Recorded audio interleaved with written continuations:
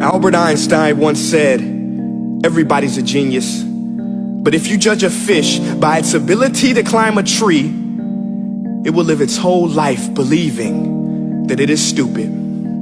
Ladies and gentlemen of the jury, today on trial we have modern day schooling. Glad you could come. Not only does he make fish climb trees, but also makes them climb down and do a 10-mile run. Tell me, school, are you proud of the things you've done?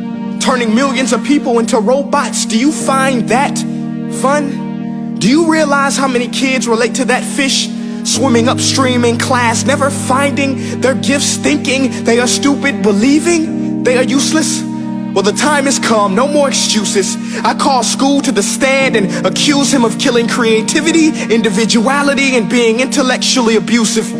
He's an ancient institution that has outlived his usage. So, Your Honor, this concludes my opening statement, and if I may present the evidence of my case, I will prove it. Proceed. Exhibit A. Here's a modern day phone. Recognize it? Here's a phone from 150 years ago. Big difference, right? Stay with me. Here's a car from today, and here's a car from 150 years ago. Big difference, right? Well, get this. Here's a classroom of today, and here's a class we used 150 years ago. Now ain't that a shame? In literally more than a century, nothing has changed. Yet you claim to prepare students for the future? But with evidence like that, I must ask, do you prepare students for the future or the past? I did a background check on you and let the record show that you were made to train people to work in factories, which explains why you put students in straight rows, nice and neat, tell them sit still, raise your hand if you want to speak, give them a short break to eat, and for 8 hours a day, tell them what to think. Oh, and make them compete to get an A letter which determines product quality, hence grade A of meat. I get it. Back then, times were different. We all have a past. I myself am no Gandhi.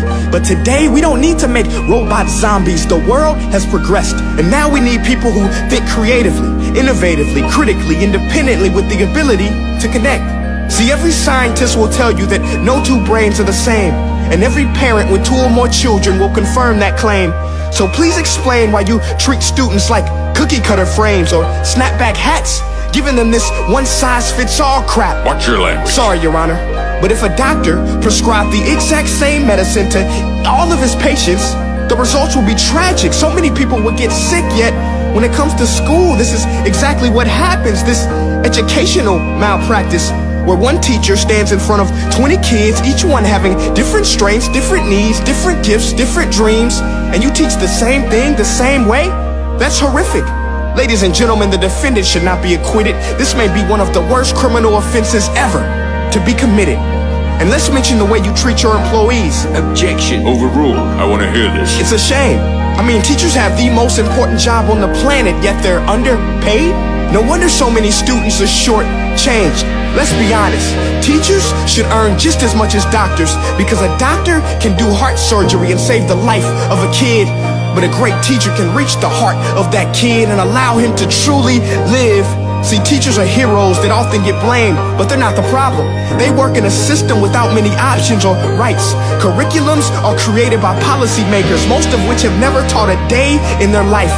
Just obsessed with standardized tests. They think bubbling in a multiple choice question will determine success. That's outlandish.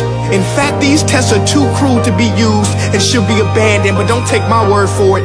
Take Frederick J. Kelly, the man who invented standardized testing, who said, and I quote, "These tests are too cruel to be used and should be abandoned." Ladies and gentlemen of the jury, if we continue down this road, the results will be lethal. I don't have much faith in school, but I do have faith in people. And if we can customize healthcare, cars, and Facebook pages, then it is our duty to do the same for education, to upgrade it, change it, do away with school spirit, because that's useless. Unless we're working to bring the spirit out of each and every student, that should be our task. No more Common Core. Instead, let's reach the core of every heart in every class. Sure, math is important, but no more than art or dance. Let's give every gift an equal chance. I know this sounds like a dream, but countries like Finland are doing impressive things. They have shorter school days, teachers make a decent wage, homework is non-existent, and they focus on collaboration instead of competition. But here's the kicker, boys and girls. Their educational system outperforms every other country in the world. Other places like Singapore are succeeding rapidly. Schools like Montessori, programs like Khan Academy. There is no single solution, but let's get moving. Because while students may be 20% of our population, they are 100% of our future.